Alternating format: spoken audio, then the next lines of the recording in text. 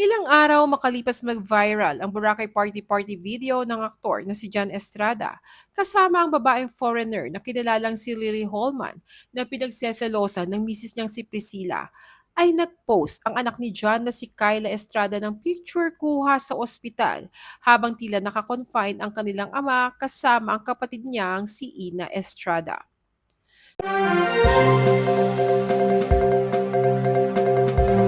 Sa Instagram stories ni Kyla Estrada nitong July 25, ay makikitang ipinost nito ang litrato ng kanyang amang si John Estrada habang nakahiga sa hospital bed ng Asian Hospital and Medical Center sa Alabang, kung saan kasama nito ang isa pa nilang kapatid na si Ina. Bagaman hindi, idinetalya ni Kyla ang dahilan ng pagkakaospital ng kanilang ama, ay mahihinuhang tila hindi naman seryoso ang lagay nito dahil nagagawa pang ngumiti ni John. Silang magkakapatid ang nag-aasikaso sa kanilang ama, nagbabantay at nag-aalaga.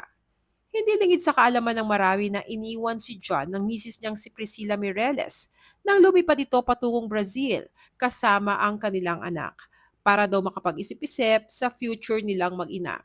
Ito ay sa gitna ng cheating and womanizing allegations against John Estrada.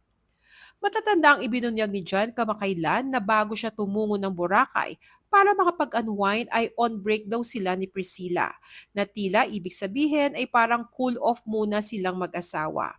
Pero iyon ay mabilis na inalmahan ni Priscilla at sinabing very much married pa din daw sila ni John. Gayunpaman, imbes na ipag-pray ng netizens ang mabilis na recovery ni John mula sa kung anuman na dahilan ng kanyang pagkakaospital, ay pinagtawanan pa ito at kinutya sa comment section. Feeling bata daw kasi si John na tila hindi kinaya ng katawan nito ang makipag-party-party sa mga mas bata sa kanya. Narito ang ilan sa comments ng netizen. Na-stress si Loco, kasi naman 50 plus na, same old pa din. Hindi na ikaw yung nasa palibhasa lalaki, no? Pa-senior ka na nga be mature and responsible family man. Hindi na kaya pumarty, ospital ang kinalabasan. Natawa ako doon, akala kasi kalabaw lang tumatanda. Oy Lily, uncle mo, bantayan mo. Party hard, hospital later. Nasobrahan kakatwork.